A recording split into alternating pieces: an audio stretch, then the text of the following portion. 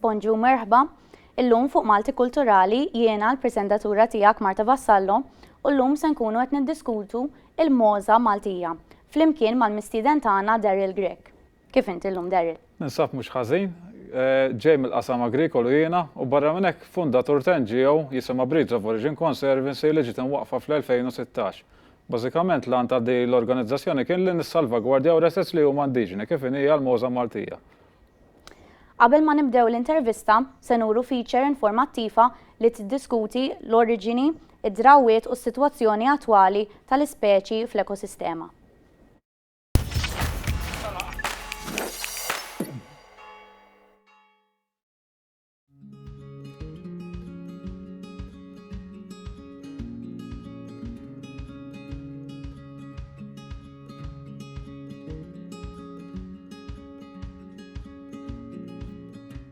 Il-Moza Maltija hija meqjusa bħala popolazzjoni tradizzjonali u r-razza hija konsidrata bħala waħda indiġena għall-Gżejjer tagħna.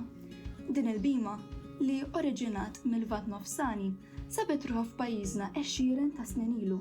B'hekk din il-popolazzjoni ma' żmien inbidlet u adattat għall-klima, mart u trobbija ġewwa l-Gżejjer Maltin.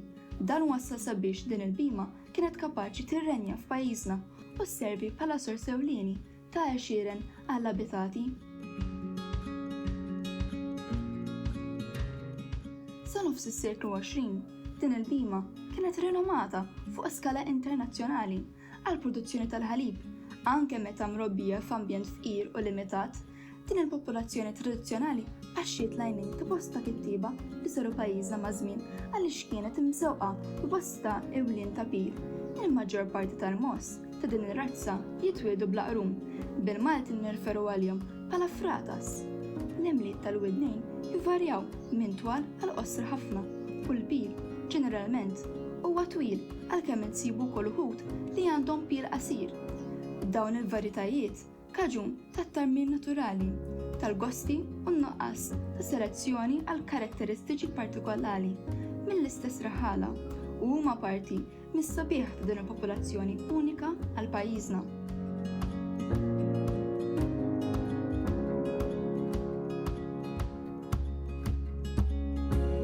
Sfortunatament, din il-popolazzjoni llum il-ġurnata hija medda ġewwa pajjiżna mill-għexieren ta' merħliet ta' moss li kont issibhom jiġru mar-raħal kullimkien fl-ibliet u fl-irħura biex joffru ħalib frisk lill-antenati tagħna. Spiċċajna madwar 1000 ras. Illum ikkundannati għaliex maqfula fil-qtajja fl-irtisess tagħhom donnhom minsija li jidhrom kien għajr minn xi wirja.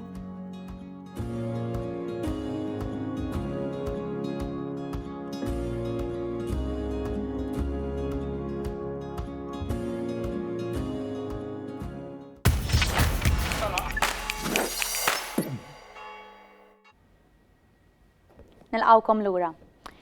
Daryl, inti kif iddeċidejt li tibbasa l-istudji u l-karriera tiegħek fil-qasam agrikolu? Meta kont żgħar dejjem kelli l-ħolma li naħdem mal-annimali, però isni kif dħalt wara s-sekondarja, rabbejt passjoni għall-annimali tar-razzetti, iktar tar-razzetti, ġifieri sib dik il-passjoni iktar fil-qasam agrikolu. U fl-opinjoni tiegħek x'għandha speċjali l-Moza Maltija? Il-Moza Maltija barra li hija wirt nazzjonali għal pajjiżna għaliex issiba hawnhekk biss. Din il-bima tant kapaċi tipproduċi ħalib li kienet rinomata għal produzzjoni tagħha ġewwa pajjiżna u anke f'pajjiżi oħrajn. Infatti ġiet ukoll esportata lejn pajjiżi ġirien tagħna u anke saħansitra l-Amerika, ġifieri għandna mill-letteratura li għandna nsibu li mxiet anke lejn l-Ingilterra, l-Indja, l-Amerika, ġifieri kienet rinomata għal produzzjoni tal-ħalib. U kif iżviluppat din il-bima fil-Gżejjer tagħna? Mela din il-bima oriġinat mill-Lvant Nofsani u permezz tal-bniedem sabet ruħha ġewwa pajjiżna għaliex importajnija. Issa barra minn hekk ħabba li Malta hija gżira iżolata.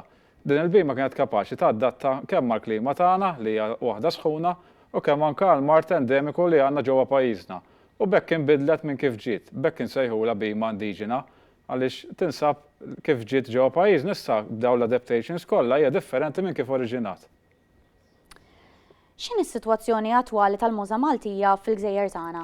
Sfortunatament qabel il-gwerra kellna stmat madwar 100,000 ras ġewwa pajjiżna, però ħabba numru ta' eventwalitajiet illum il-ġurnata tinsab medda, ġifieri endangered din il-popolazzjoni u bekk qed inqajmu iktar għarfien sabiex inħarsu din il-bima. U x'wassal biex il-Mosa Maltija tinsab medda fil-Gżejjer tagħna? Ġraw ħafna avvenimenti, kif edna, mela l-ewwel ħaġa kienet li nstab id-den irqiq u l-Mosa Maltija kienet il-kaġun ħasbu ta' dan id-deni. Ġifieri bdew jinqatlu numru ta' bejjem, u mbagħad ħasel ġiet anke fi żmien il-gwerra tiklu ħafna bejjem għaliex aħna kellna nuqqas kbir ta' ikel fi żmien il-Victory Kitchen u eventwalment wara l-gwerra ħabba li aħna konna kolonja taħt l-Ingliżi, introduċejna razes li huma mhux ta' Malta biex niftehmu u kellna ħafna taħlit fil-popolazzjoni diġà żgħira li kellna. Hemm xi għarfien dwar il-Mosa Maltija li tixtieq tiċċara aħjar? Waħda mill-iktar li joħolqu dal-disgwid biex niftehmu kienet li ġewwa l-Italja, ġewwa l-pajjiżi ġirien tagħna, ġiet rikonoxxuta razza msejħa kapra Maltese u din ir-razza hija tal-lewn partikolari u ta' ċertu għamliet ta' widnejn li sfortunatament żgwida ħafna lir-raħħala u anke lil dan nies li qed ġifieri l-istandard tal-kapra Maltese ttieħed għal dik tal-Mosa Ndinġer ta' pajjiżna li mhuwiex il-każ. U x'qed isir Daryl sabiex ma tinqeditx din il-bima? Fl-2016 waqqafna din l-organizzazzjoni volontarja sabiex nagħmlu iktar pressjoni fuq skala nazzjonali sabiex bima bħal mija l-Mosa Maltija u oħrajn, fost oħrajn, tingħata l-attenzjoni li jeħtieġilha u jsiru programmi ta' konservazzjoni sabiex ma nitilfuhiex. U x'valur miżjud tagħti l-pajjiżna l-Mosa Maltija?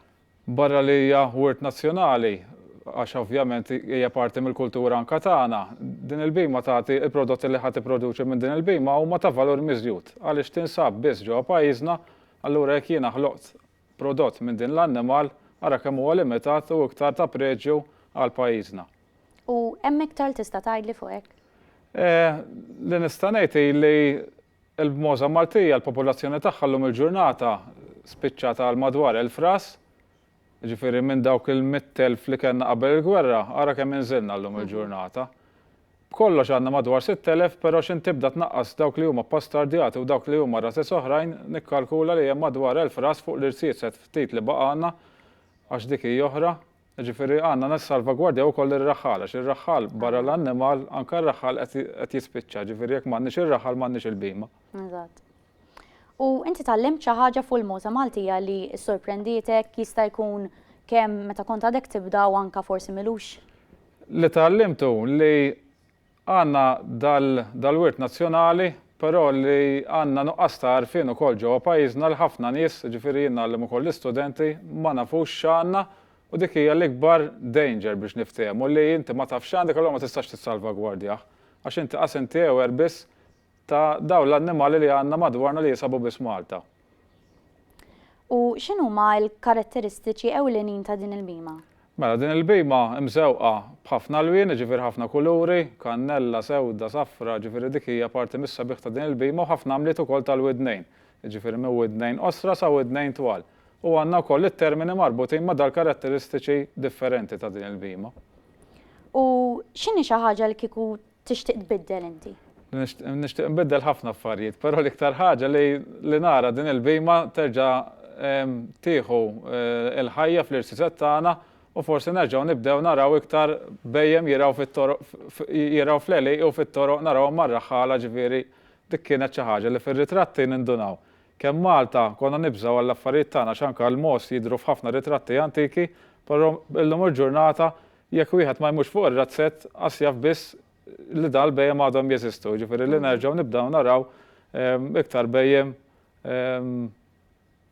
jiġru anke fl-irħula bħalma kienu qabel. U taħseb li hija xi ħaġa realistika li tista' tiġri jew le? Ħankun pożittiv u ngħid li hija xi ħaġa realistika li tista' tiġri, però ovvjament is-settur tagħna għalkemm huwa wieħed żgħir la darba nagħmlu dak il-momentum jiġifieri faċli mbagħad l-rota ddur tibqa' ddur, jiġifieri dak huwa t-tir tagħna li kemm jista' jkun inqajmu dal-għarfien u kemm jista' jkun inbidlu l-affarijiet. U x'parir tagħti lil dawk interessati li jaqbdu s-suġġett tal-agrikoltura? Li ma jaqtawx qalbhom, jiena meta kont żgħir ukoll meta dħalt l-università, meta tilhom li jażlet l-agrikoltura kulħadd jitħak bija li fuq x'qed tistudjaw, fuq xi ġidra, fuq xi pastarda. Però biex ma jaqtawx qalbhom is-suġġett huwa vast ħafna u l-iktar suġġett naħseb importanti għaliex jirrilata wkoll mal-ikel, ġifieri mingħajr l-agrikoltura ma ngħixux kieku aħna x'm'għandniex prodotti x'nieklu. U xi ħaġa personalment inti xi ħaġa l-iktar ħaġa li tħobb titgħallem day to day x'tajt li kieku? Li nħobb mela xi ħaġa ta' day to day u wkoll qed tispiċċaj li għandna numru ta' anzjani li għandhom knowledge vast da u li nagħmel kuntatt ma' dan nies sabiex jiena wkoll nibqa' nitgħallem fuq dawn l-affarijiet li sfortunatament inqatgħu, jiġifieri li nagħmilha ma' dat tip ta' nies kelli l-fortuna għal dal-aħħar 15-il sena indur dawn l-irsiset fejn iltqajt ma' dal-ħafna nies li kienu sors kbir ta' knowledge għalija wkoll. U hemm xi ħaġa li forsi hija ħaġa mhux per se negattiva ma ħaġa li tieħu paċenzja bija day to day ħalli ngħidu hekk imma isu tmexxik il qudiem ħa. Ara ġeneralment ir-raħħala bħal l-ewwel wieħed huma nies li huma rashom jibsa ġifieri biex tikkonvinċihom dan nies jirrikjedi ħafna xogħol. Però ma naqtawx qalbna ġifieri l-għarfien ovvjament l-edukazzjoni kienet differenti għal dan il-ġenerazzjonijiet ta' qabilna. Ġifieri dik hija xi ħaġa li ma taqtalix qalbi li għandna naslu ġifieri li kemm jista' jkun. Naslu fuq l-istess paġna kollha kemm aħna. U taħseb li huwa xogħol li ċertu affarijiet tipo kieku kellek tagħti pari lil ħadd ieħor x'inhuma l-iktar affarijiet importanti li tgħidilhom? Mara l-iktar affarijiet importanti li għalkemm is-settur agrikolu huwa wieħed żgħir, fih ħafna opportunitajiet u forsi wieħed bħal maġra li jiena wara li ħriġt mill-università ma kontx espost għal dawn l-opportunitajiet mal-ewwel, ġifieri faċli wieħed jaqta' qalbu. Imma li wieħed għandu jindaga naqra aħjar ħalli jfittex u jara bajneh x'opportunitajiet hawn fis-settur qabel jiddeċiedi l-karriera tiegħu. U fl-opinjoni tiegħek hawn ħafna opportunitajiet u jista' jkun hawn iktar? Jista' jkun hawn iktar dejjem, speċjalment fejn jidħol xogħol tal-għid, ġifieri orrejt bħala karriera għall-argument jiena naħdem ukoll fis-settur pubbliku mal-gvern. Imma nixtieq naraw wkoll iktar nies hands-on kif kienu qabel fl-irsiet u fir-raba'. Ġifieri kemm jista' jkun nqajmu iktar is-settur agrikolu u anke s-suq tal-prodotti li għandna tal-lokal sabiex dan nies ikunu jistgħu wkoll jidħlu f'dan it-tip ta' xogħol. U taħseb li huwa possibbli li jkun hemm iktar nies? Bħalissa hawn niche market li qed ifittex dat tip ta' prodotti li huma ġenwini, mhux ġast ġejjin għax magħmulin lokalment, imma anke huma bnini, jiġifieri tajbin. Jiġifieri nemmen li iva jekk insaħħu anke s-suq u s-settur għandna nagħmlu pass għall-aħjar. U kieku kellek tikkompara hawn Malta u anke forsi ċertu informazzjoni li taf fuq barra minn Malta, kieku kellek tikkomparhom? Mela, sfortunatament nerġa' ngħidlek barra minn Malta saru avvanzi ħafna, eżempju 50 sena ilu l-avvanzi li qed nagħmlu llum saru 50 sena ilu barra minn Malta, ġifieri aħna għadna qed nagħmlu dak l-avvanz li diġà sar barra minn Malta. U barra minn hekk diffiċli tikkompeti wkoll ma' swieq barranin. Ovvjament nafu kemm diffiċli li ma timpurtax ikel u dak li kelli qed nimpurtaw qed jikkompeti wkoll mal-prodotti tal-lokal. Ġifieri dik hija waħda mill-issues li qed naffaċċjaw. U kieku kellek tkellimni iktar fuq hekk fid-dettall, x'inhuma ċertu affarijiet li għalik huma l-iktar importanti l dak li jkun isir jaf? Mela, eżempju, waħda mill-iktar affarijiet li qed tkun takaġġew negattiv fuq ir-raħħala hija li aħna qed nimpurtaw ħafna ġwies u malef li da qed jiswa flus, meta fil-verità barra minn Malta dawn il-bejjem joħorġu jiraw barra u r-raħħala kemm għandhom inqas pejjeż. Għax ovvjament mhux qed nimpurtaw il-ġwies biex nagħlfu dak l-annimal, imma qed joħroġ jira feliqi u qed jiekol u qed jieħodlu l-prodott li qed jiġi ħirħas dan. Bekk għandna dal ħafna differenzi fil-prezzijiet tal-prodotti wkoll. Ġifieri għax aħna dejjem għandna iktar competition biex nipproduċu dak il-prodott. Eżatt. Grazzi Daryl tal-li weġibt il-mistoqsijiet tiegħi llum. Sfortunatament wasalna tmiem tal-programm. Nirringrazzjawkom tal-li segwejtuna fuq Malti Kulturali u narawkom fil-programm li jmiss fejn inkomplu niddiskutu affarijiet oħra li għandhom x'jaqsmu mal-kultura Maltija.